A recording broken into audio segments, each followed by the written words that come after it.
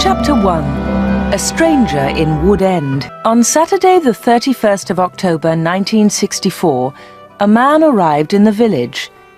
It was late in the evening. He was looking for somewhere to stay the night. He knocked at a door, and a woman opened it. "Good evening, madam," the man said. "I'm sorry it's so late, but can you help me, please? Is there a hotel in this village? I want to stay here tonight." The woman laughed. "A hotel? Here in Wood End? No, sir, I'm afraid there isn't." "What a pity," said the man. "I'm a stranger here, and I want to see your village tomorrow." The stranger was very polite. He was tall and had dark hair, and he had strange green eyes. "Perhaps Mrs. Harrison can help you," the woman said. "She has a room. Perhaps you can stay with her. Wait a minute, I'll get my coat and I'll take you there." The woman took the stranger to Mrs. Harrison's house. Mrs. Harrison gave him a room for the night. He was very glad. It was the last night of October, and it was cold. The next day was Sunday. The man looked round the village. He was very interested in the history of the village. He met some of the villagers and asked them their names. But he did not visit the church. That was unusual. The church in Wood End was the most beautiful building in the village. But the stranger was not interested in it. He did not go to church that night with all the villagers. It was the first Sunday evening of November. When the villagers came out of the church, the man had gone. They had all liked him. The ladies had thought he was very good-looking. A few weeks later he came back.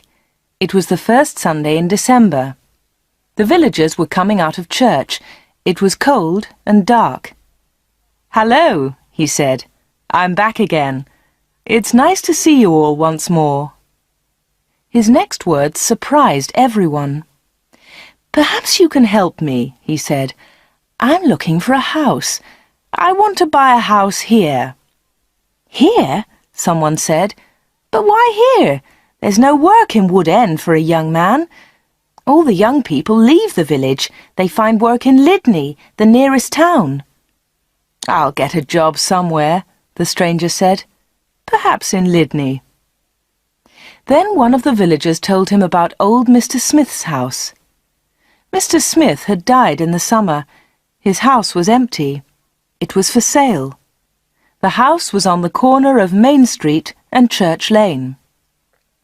"I'll ask about the house tomorrow," said the young man. "Perhaps I'll be lucky. Goodbye. I'll see you soon." The villagers watched him leave. They all saw his car. It was very big and luxurious. He looked rich.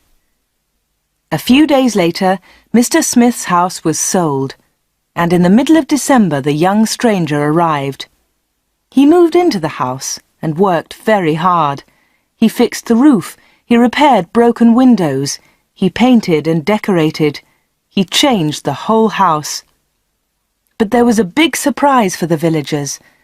On the morning of Monday the 21st of December, they saw a big sign on the front of the house, and on the sign were these words: "The Corner Shop, Proprietor Dave Slayton." Chapter 2. The Village Meeting. The villagers could not believe it. A shop in Wood End. Everybody talked about it. There was once a shop in Wood End, but it had closed 20 years ago. Some people wanted the shop, but others did not. The villagers met in the evening in the village hall. Everybody was there. Everybody was interested in the new shop. "The corner shop is a good idea," someone said. "We need a village shop. We won't need to go to Lydney." Then Mrs. Harrison spoke. She liked the stranger, Dave Slayton. "I agree," she said. "A village shop is a good idea. It's too quiet here. Wood End needs a shop." "Nonsense," said Miss Brown. She was the village school teacher. "Lydney is not far away.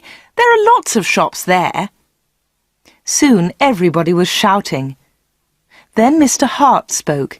He was a very big man with a loud voice. "Listen, everybody," he shouted. "We've never had trouble in this village before. We've always been quiet and happy. Now this shop is causing trouble." "Let Mr. Slayton speak," someone said. "It's his shop. Let him speak." "Ladies and gentlemen," said Dave Slayton, "I don't want to cause any trouble. I'm still a stranger in your village. But I want to be one of you. I want to be your friend. I like the people of Wood End." He smiled, and a few people clapped. They liked him. "The corner shop will sell lots of things," he went on. "It will sell food and things for the house. Everything will be cheap, I promise." Everybody was listening carefully. "And I have another idea," he continued. "I'll sell village products." "What do you mean by village products?" asked Miss Brown. "I'll tell you, Miss Brown," he said. "I know that you make beautiful bread and cakes." Miss Brown smiled. Yes, she did make bread and cakes. Everyone knew that. "And you, Mr. Hart, I've seen your flowers. You grow beautiful flowers." Now Mr. Hart smiled. Yes, his flowers were beautiful. Everyone knew about them.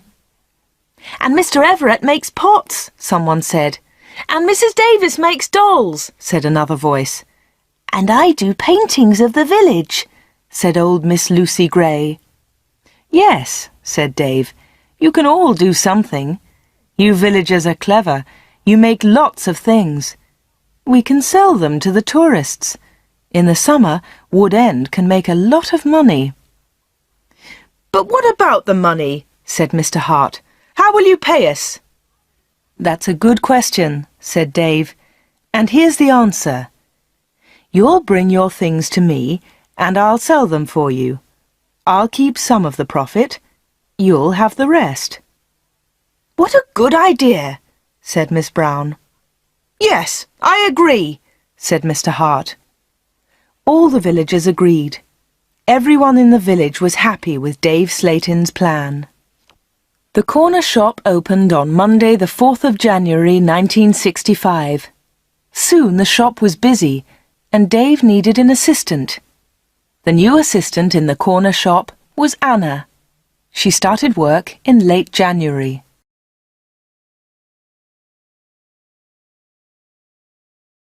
Chapter 3. The Corner Shop.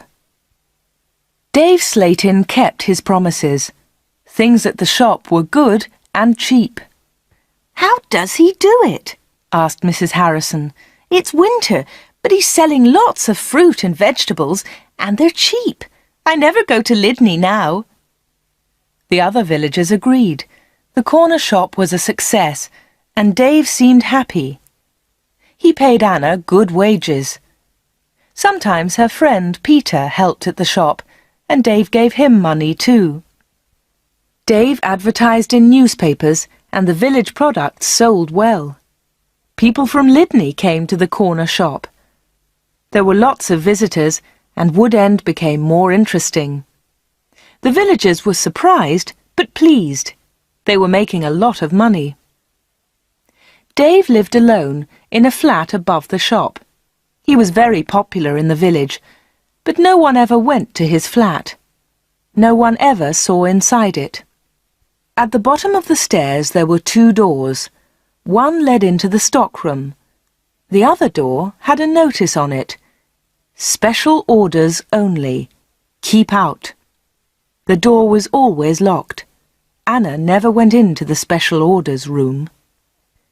"Why do you lock that room, Dave?" Anna asked one day. "What's in there?" "It's for special orders," he replied. "Big orders." "But you won't get any big orders in Wood End," said Anna. Dave said nothing. He did not want to talk about that room.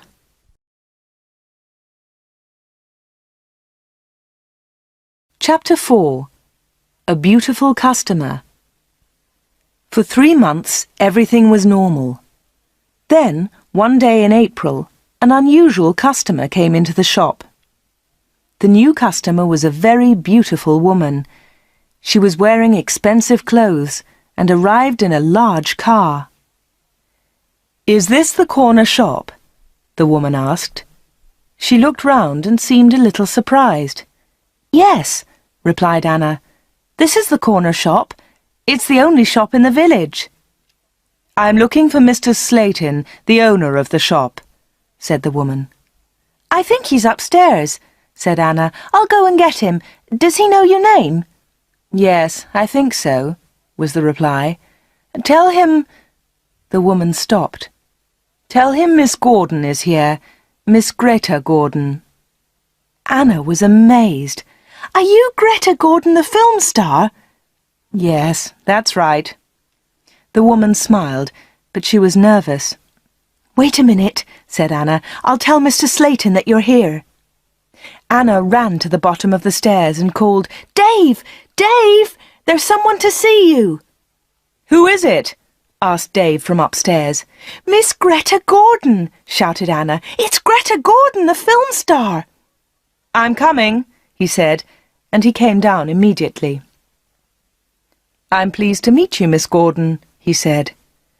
"Good morning," said Greta Gordon. She and Dave shook hands. She had beautiful hands, and she was wearing beautiful diamond rings. Anna had never seen so many diamonds before. Miss Gordon looked round. "Is this where you work, Mr. Slayton?" she asked. Once again she seemed nervous. "Yes," said Dave. "It's a small place, but it's big enough for me. Please follow me, Miss Gordon." Anna was surprised. Dave and Greta Gordon did not know each other. He did not call her Greta, and she did not call him Dave. He seemed to be in a hurry, and she seemed to be frightened. Anna watched them. Dave and Greta Gordon went to the back of the shop and into the special orders room. Greta Gordon was a special order customer. Anna thought that was very strange. She wanted to tell someone about Greta Gordon. Anna loved films. She wanted to tell Peter about the film star, but she had to stay in the shop. 10 minutes later, Greta Gordon came out of the special orders room. Dave went straight upstairs, and Greta Gordon came to the front of the shop. The film star looked terrible. She was pale. She was crying. Her eyes were red with tears. "What's wrong?" asked Anna. "Can I help you, Miss Gordon?" "No, thanks. I'm all right," said Greta Gordon. "Do you want to sit down?" said Anna. She got a chair, and the film star sat down. "Shall I get the doctor?" said Anna. "No, no," said Greta. "Please tell no one about my visit here. Please tell no one." Anna was disappointed. She wanted to tell everyone about Greta Gordon. She wanted to tell everyone about her famous customer. "I want to give you something," said Greta Gordon. "Here's a photograph of me. I'll sign it." She signed the photograph and gave it to Anna. "Please keep this," said Greta, "and please keep our secret. Please don't tell anyone." "All right," said Anna. "I promise." The film star kissed Anna. She held Anna's hands. What a beautiful woman, thought Anna, and what beautiful hands. Then Anna noticed something. The diamond rings were gone.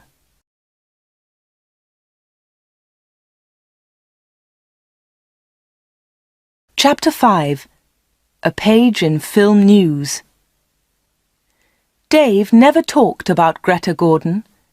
He never talked about her visit to the corner shop. One day, Anna asked him about the film star. "How do you know Greta Gordon?" said Anna. "Is she a friend of yours?" "I don't want to talk about her," Dave replied. "She was a special order customer. Don't ask any more questions about her, Anna." So Anna did not ask any more questions. She did not ask about Greta Gordon's special order, and she did not ask about the rings. Anna kept her promise.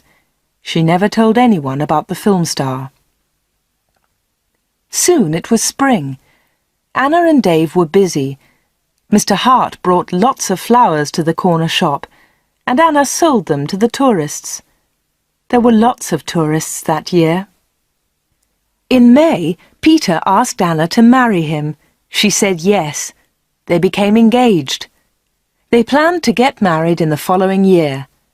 Now they needed money, so they worked hard and they saved.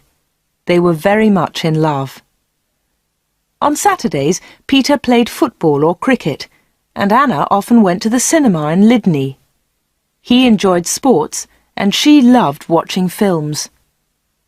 One day, Anna was reading Film News. This was a magazine about film stars. She turned the pages. There was a picture of Greta Gordon. Anna was pleased. What a surprise! Beautiful Woman was going to be a big film, and now Greta Gordon had the star part. Anna wanted to tell Peter about Greta, but she kept her promise. She did not tell anyone. But she did show Film News to Dave Slayton. "Look, Dave," she said, "here's a story about Greta Gordon. Isn't it great? She's got the big part in Beautiful Woman." Dave looked at the magazine. "Greta Gordon will star in Beautiful Woman." The star of Beautiful Woman was Joanna Lee, but Miss Lee has broken her arm. "I don't know what happened," said Miss Lee. "I was in my bedroom. I slipped and fell." Greta Gordon will now be the star of Beautiful Woman. "I'm so lucky," Greta told us yesterday. "I've always wanted the part. I can't believe it." "I don't know anything about films," he said. "Is Greta Gordon a big star?" Anna laughed. "Big star? Yes, she is. She's terrific." Dave didn't seem interested. "I hope she's happy with her big part," was all he said.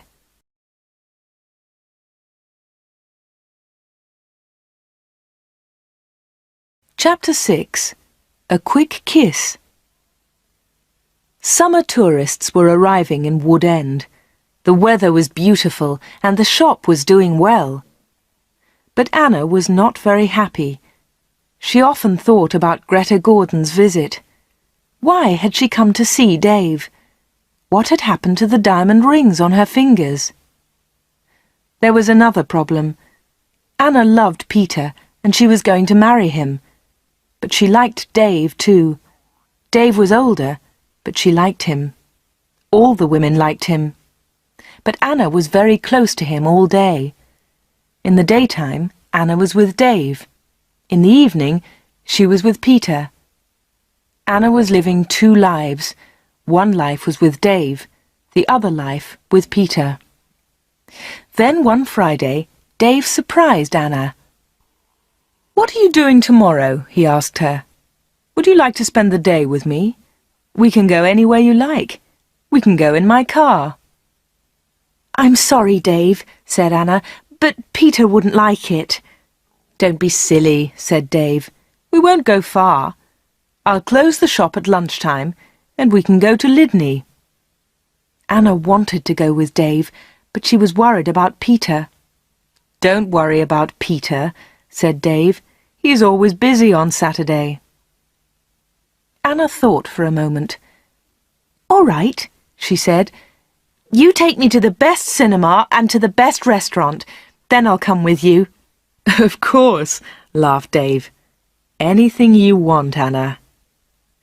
So the next afternoon, Dave and Anna went together to Lydney. They had a good time. Dave bought Anna a new, expensive dress. Then they went to a cinema and afterwards to a restaurant.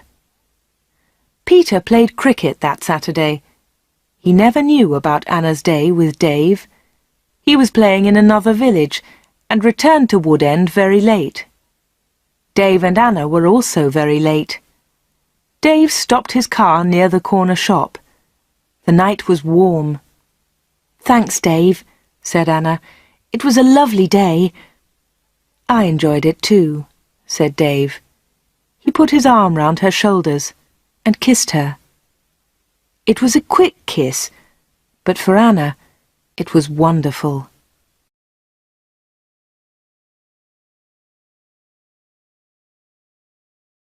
Chapter 7. Another Special Order. The summer passed. The corner shop was always busy. Sometimes Dave opened the shop on Sundays too. Anna earned a lot of money. Everyone thought that she was happy. But life was difficult for her. She liked Dave. He was her boss, and he was older than her. But Peter was her fiancé, and he was about the same age. Dave was quite rich, but Peter had no money.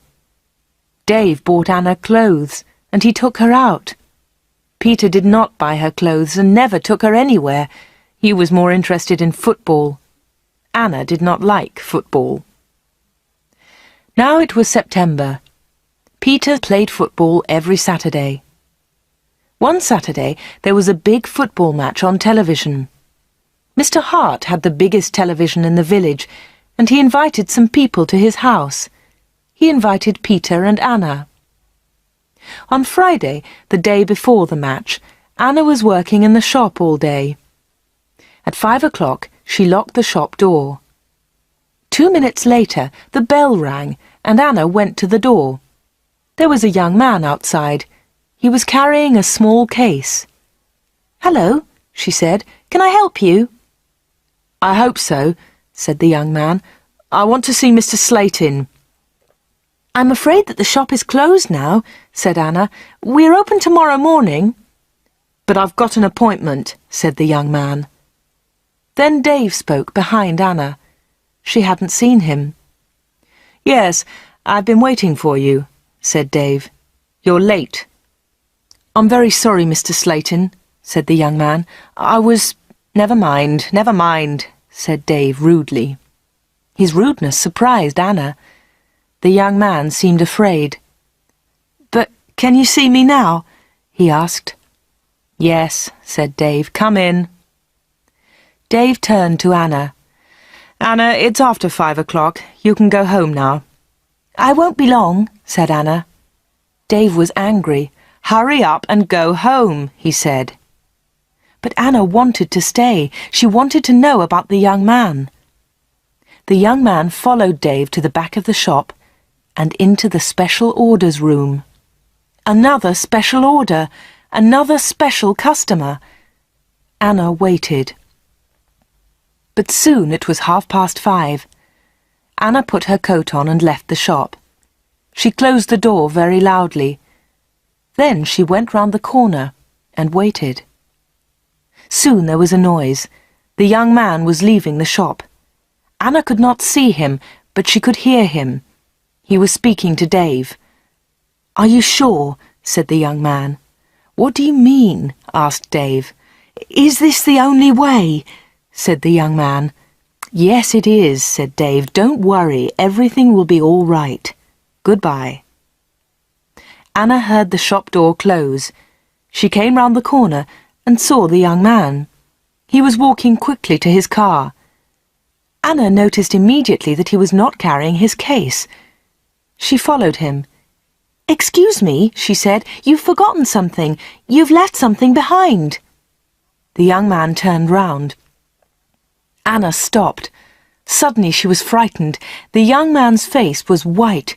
It was white with fear. "Please go away," said the young man. "Leave me alone. I want to go home. Leave me alone." He got into his car and drove off. Anna stood in the street and watched him. She was thinking. Why had the young man come to the corner shop? What was his special order? And why had he left his small case with Dave Slayton? Chapter 8. The Football Match. The next day was the day of the big football match. Mr. Hart had invited about 10 people. Anna did not watch the game. She was helping Mrs. Hart in the kitchen. They were making tea. It was a good game, and everyone was enjoying it. At half-time, Peter went into the kitchen. "Why don't you come and watch the match, Anna?" he said. "It's really good. Come on." Anna laughed. "No, thanks," she said. "I'm helping Mrs. Hart. Look, here's the tea. Can you take it in to the others?" "OK," said Peter. "It's a terrific match. Mike Bailey scored a great goal."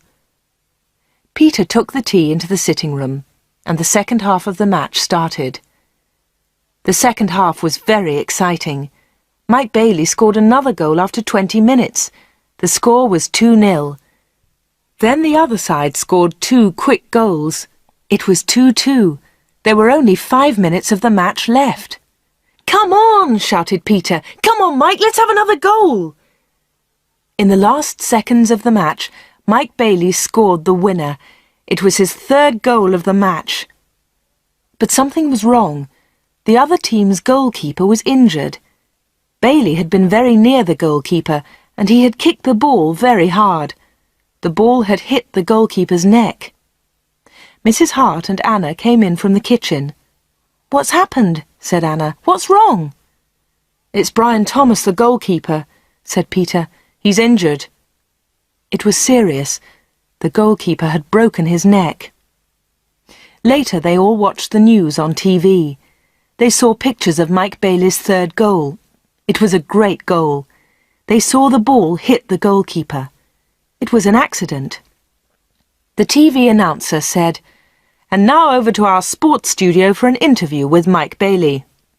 They all watched the interview. The TV showed a picture of Mike Bailey and the interviewer. "Mike," said the interviewer, 3 goals in 1 match. How do you feel about that?" But Mike Bailey said nothing. He could not speak.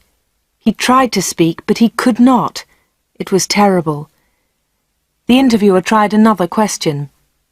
"Let me ask you about the 3rd goal, Mike.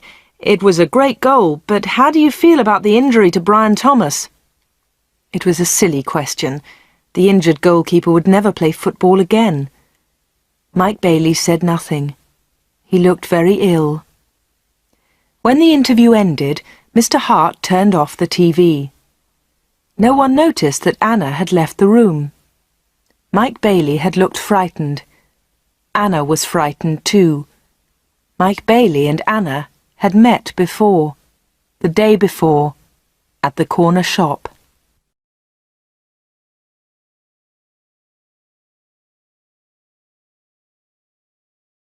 Chapter 9. A Secret Weekend. Anna did not know what to do. She was only 17, but sometimes she felt much older. She wanted to ask Dave about Mike Bailey and Greta Gordon. She wanted to know about special orders. She decided to wait. One day, Dave and Anna were alone in the shop. "How's Peter?" asked Dave. "He's fine, thanks," said Anna. Dave smiled. "Is he still playing football?" "Of course he is," said Anna. Dave laughed. "You don't see him very much, do you, Anna?" "I see him 3 or 4 times a week," said Anna. "What about weekends?" Dave asked. Anna replied quickly, "I don't see him much at weekends. He plays football then." "When are you getting married?" asked Dave. "I don't know," she replied. "We haven't decided yet. Perhaps next year." "That's a long time." Dave smiled at Anna. Anna felt afraid. She also felt excited. She didn't know why. "Sometimes you're bored, Anna, aren't you?" said Dave. He looked into her eyes. "Yes," said Anna, "that's true." "Why don't you come away with me for a weekend?" said Dave. "We can go to London." A weekend in London! Anna had only been to London once for a day. Anna was excited, but she was also afraid. "I don't know," she said. "I must think of Peter." "Oh, forget him," said Dave. "He'll never know. Come with me and we'll go to the best shops. We'll go to the best cinema. Will you come with me?" Anna said nothing. Suddenly she had an idea. She looked at Dave. "Perhaps I'll come with you," she said. "Good," said Dave. "That's great." "But first," said Anna, "I want to ask you something." "What do you want to know?" he said quietly. "I want to know about your special orders." Very clever, said Dave. You're a village girl, but you're very clever, Anna. Village girls aren't stupid, said Anna. Now tell me about your special orders, then I'll come to London with you. Dave was angry. One question. You can ask me one question, he said. Quickly, Anna asked, Why do people come to you? Why? One question. Only one, shouted Dave. All right, said Anna, but don't shout. Tell me, why do people come to see you? Dave thought about his answer. He spoke quietly. They come for help, he said. They need help, and I sell help to them. That's all. Anna didn't understand. What sort of help? She asked. One question, shouted Dave. I've answered your question. Anna said no more. She and Dave had made an agreement. Anna had asked her question. Dave had answered it. Dave had invited Anna to London for the weekend, and Anna went with him.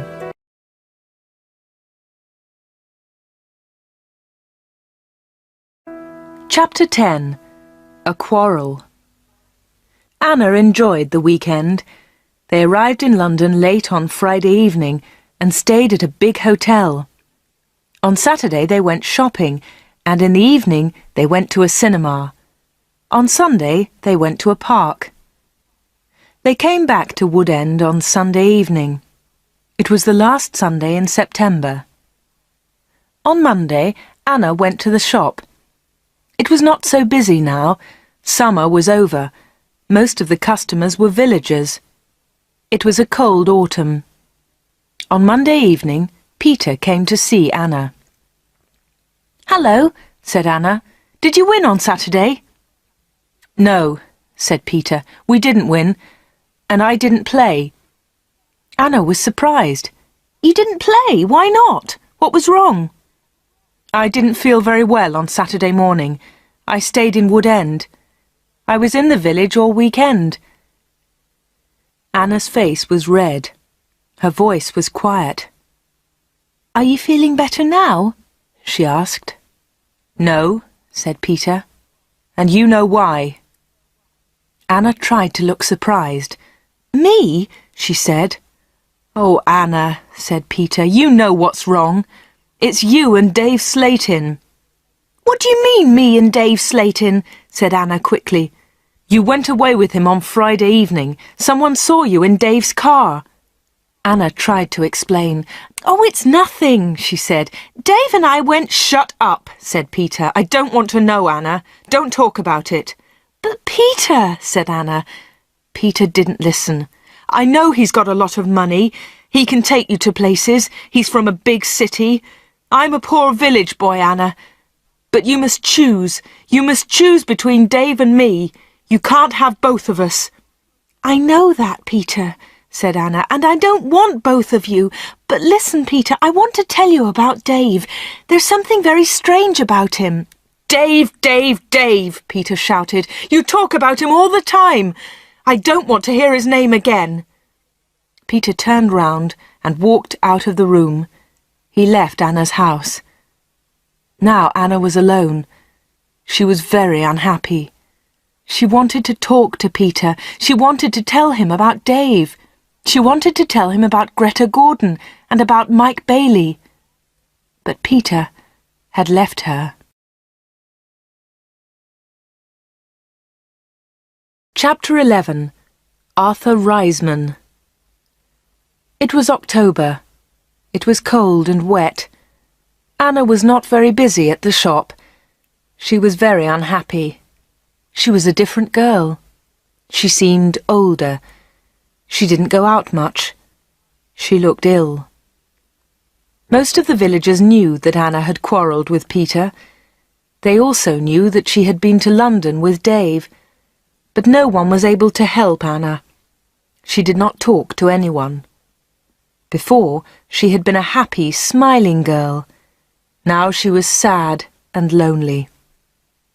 She went to the shop every day. She was waiting for another special customer.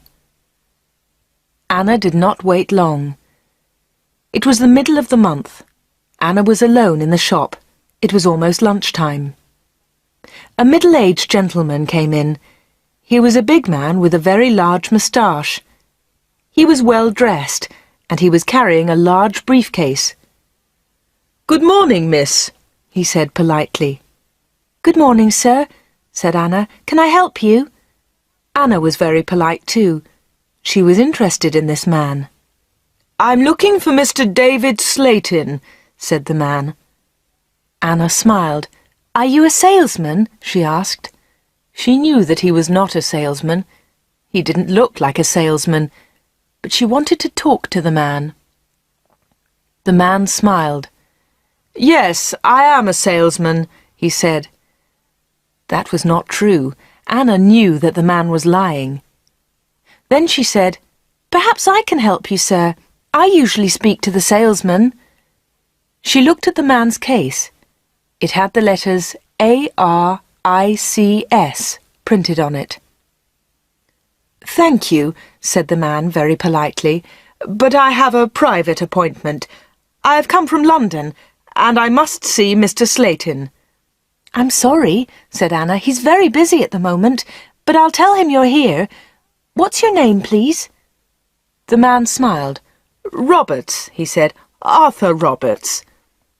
Anna went to the back of the shop. Dave was coming down the stairs. "There's a man in the shop," said Anna. "He wants to speak to you."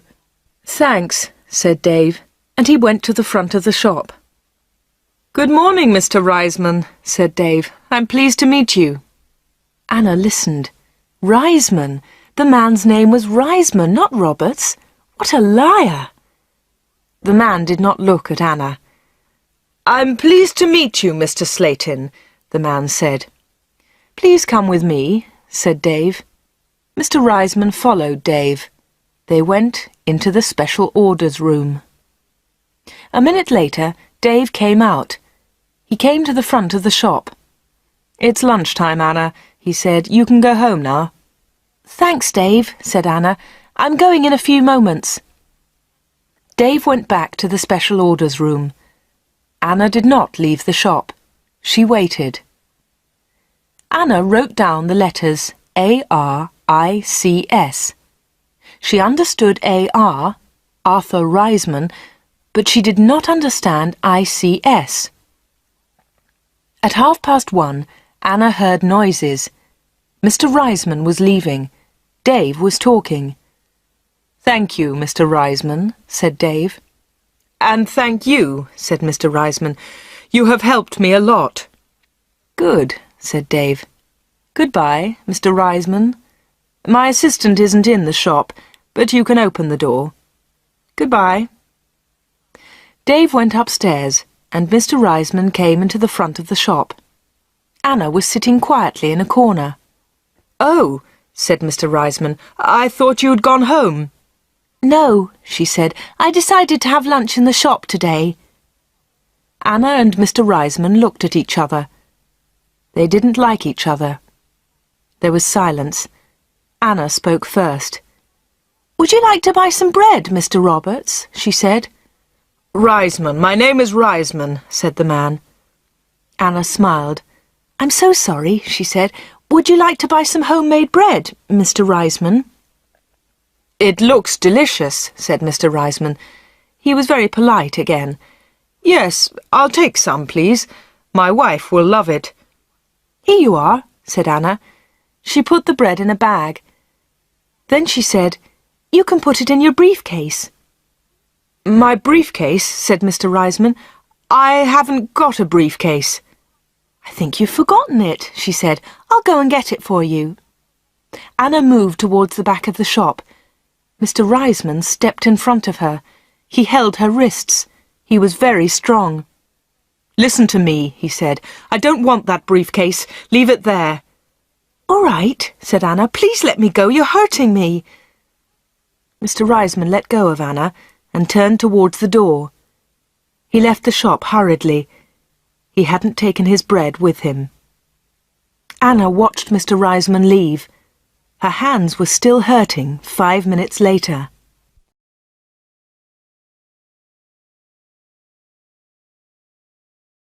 Chapter 12. Anna waits for news.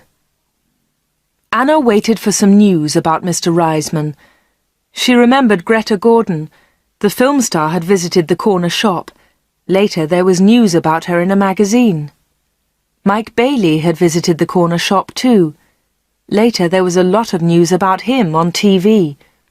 And now Mr. Reisman had visited the corner shop. Anna was waiting for some news about him. All 3 visitors had been special customers. They had all seen Dave. They had all been in the special orders room. And they had all left something with Dave. Greta Gordon had left her diamond rings. Mike Bailey had left his case. Mr. Reisman had left his briefcase. Anna wanted to find out more about the 3 special customers. She thought about Mr. Reisman. His case had the letters ARICS on it. She understood AR, but what was ICS? Perhaps Mr. Reisman was a businessman and ICS was his company. Anna looked in the newspapers, but she didn't find anything about ICS. She read the magazines. She listened to the radio. She watched TV. But there was nothing about ICS. Anna heard nothing. She saw nothing. Then she had an idea.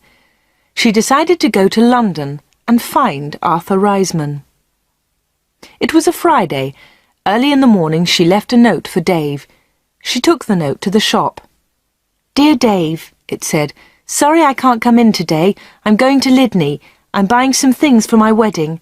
Anna." The note did not tell the truth, but Anna didn't care. Anna took a bus to Lydney and then caught a train to London. She got to Paddington Station at midday. She got off the train and looked for a telephone box. The telephones were near to the entrance to the station, but the boxes were all full. She stood and waited. Then Anna saw the letters ICS. There they were. They were on a huge advertisement. Anna had found the answer to her problem. International Computer Services. ICS. Perhaps that was Mr. Reisman's company. Soon one of the phone boxes was empty. Anna rang the number, 222-8959. "ICS, can I help you?" said a woman's voice. "Yes, please," said Anna. "I want to speak to Mr. Reisman, Mr. Arthur Reisman. I think he works at ICS." The woman laughed. "Works here? Yes, he does," she said. "He's the vice chairman of the company. Wait one moment, please. I'll get his secretary." Then there was another woman's voice on the phone. "Mr. Reisman's secretary, can I help you?" "Yes, please," said Anna. "I'd like to speak to Mr. Reisman." "Who's calling, please?" said the secretary. "Mr. Reisman doesn't know my name," Anna replied. "Is Mr. Reisman expecting your call?" the secretary asked. "No, he isn't," said Anna. "I'm afraid he can't speak to you now," said the secretary. "He's at a meeting now, and he's flying to Switzerland in an hour's time." "But I must speak to him for a few minutes," said Anna. The secretary became annoyed. "That's impossible," she said, "but I can take a message." "No, thanks," said Anna. "I'll call again next week. Will Mr. Reisman be back then?" "Yes, he will," replied the secretary. "Goodbye." And she put the phone down. Anna had found Mr. Reisman's company, but she hadn't spoken to him. Anna spent the afternoon in London. She went to see a film, then she had tea in a small cafe near Paddington Station. Her train left London at 6:30. She bought an evening newspaper and got on the train. Anna was tired, but she felt happy. After a few minutes, she looked at her newspaper. Anna was waiting for some news. There it was, on the front page. "Private plane crash near London. 6 dead, all from ICS. 6 people were killed this afternoon in a plane crash at Enfield near London. The plane was flying to Switzerland. The passengers were all from International Computer Services, ICS. Among them was Mr. Alfred Gluck, the chairman of ICS. Mr. Arthur Reisman, vice chairman of ICS, told us, "I'm lucky to be alive. I was at a meeting today. The meeting went on for a long time, and I didn't catch the plane." Mr. Reisman will probably be the new chairman of ICS.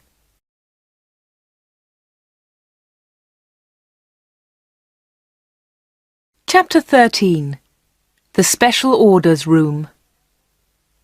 Anna got home about 10 o'clock. She turned on the radio and listened to the news. The chairman of ICS was dead, and Mr. Reisman was the new chairman. Anna didn't sleep that night. She was thinking about Dave Slayton and the special orders. What were they? What was Dave Slayton doing in that room? On Saturday morning she went to the shop. Dave said nothing to her. He was angry because Anna had not worked on Friday. He didn't ask about her day off, and Anna didn't tell him about it. At 11 o'clock, Dave left the shop. He got in his car and drove off. Anna was alone. This was her chance. She went to the back of the shop and turned the handle of the locked door. But the special orders room was not locked. Dave had forgotten to lock it. Anna opened the door and went into the room. It was a small room, dark and hot. Anna turned on the light, but it was not a very strong light. She looked round the room. There was a small table, 2 old chairs, and a lot of boxes. That was all. Special orders? There were no order books, no papers, no pencils. Anna walked round the table. It was difficult because there were a lot of boxes on the floor. Anna opened one of the boxes and looked inside. She found some old magazines and newspapers. Underneath, there were some dirty old clothes. But underneath the clothes, she discovered some money. Lots of money. British money, French money, American, German. There was money from all over the world. Anna was amazed. She had never seen so much money before. She looked round again and found Mike Bailey's case. It was empty. Then she found Arthur Reisman's briefcase. That was empty too. Then Anna looked into a bigger box.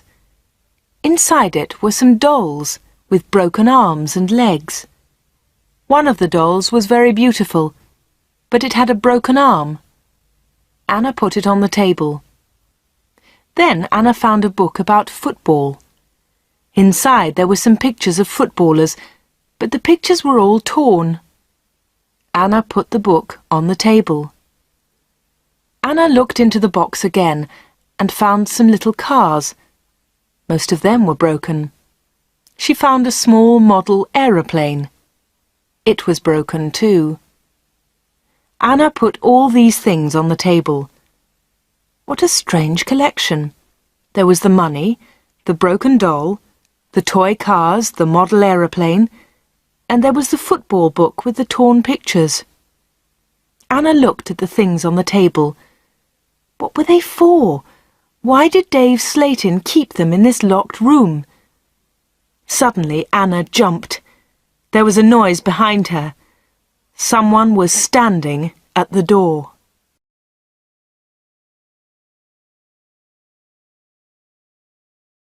Chapter 14.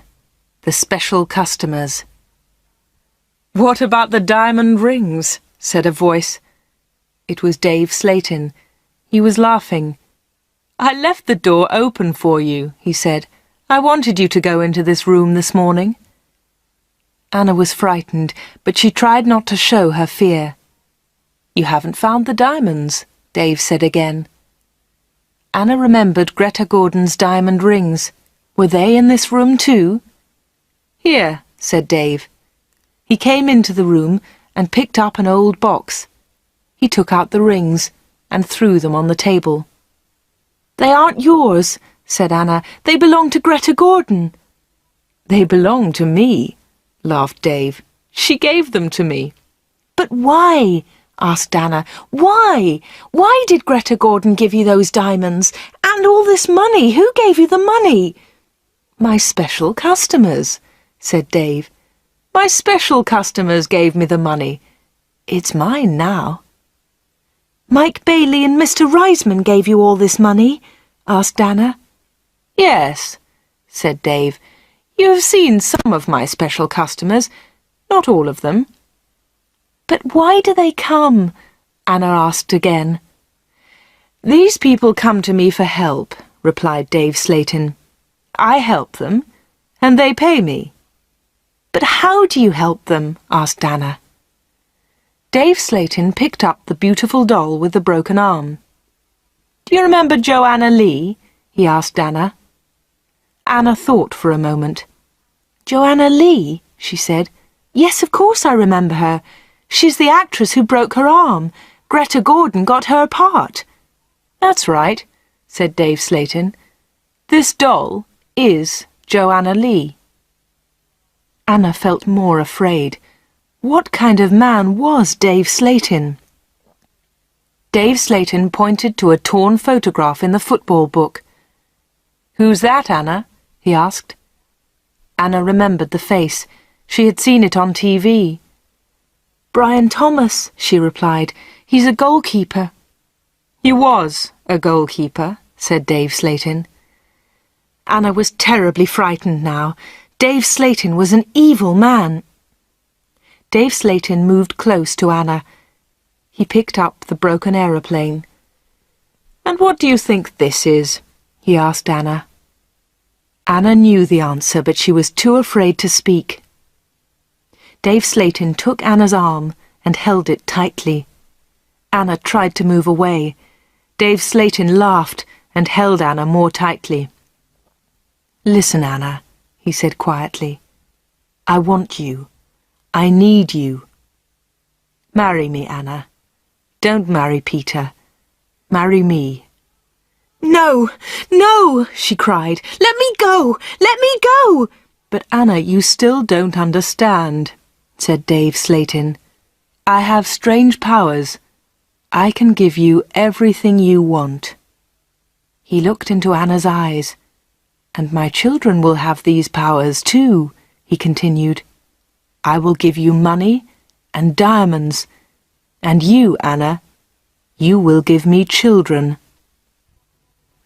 Anna was terrified now. She kicked Dave Slayton very hard, and he let go of her hand. Anna moved quickly. She ran out of the special orders room, through the front of the shop, and out onto the street. She ran all the way home.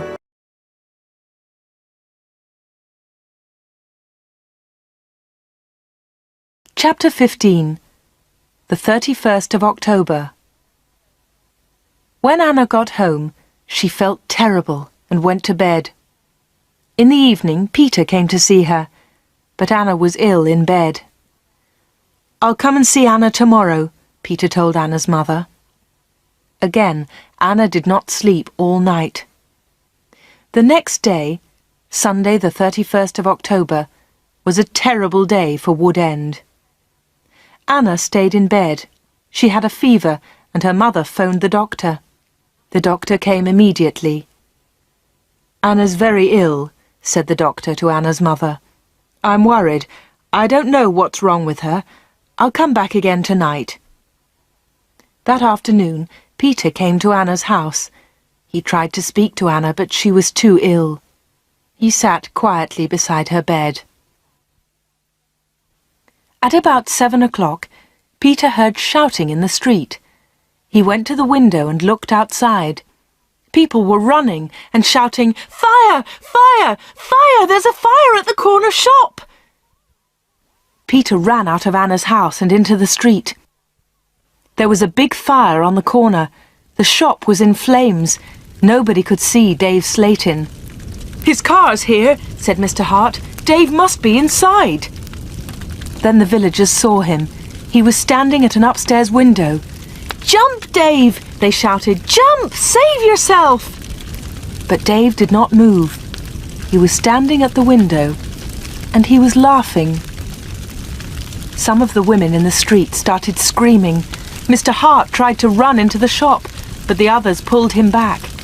Flames were leaping up from the shop. The flames reached Dave Slayton. The villagers saw that he was still laughing. That was the last time they saw him. The flames hid him completely. No one was able to save him, and no one ever saw him again. Peter went back to Anna's house. The doctor was in the kitchen, talking to Anna's mother. Suddenly, there was a scream. They ran upstairs to Anna's room. Anna was dead.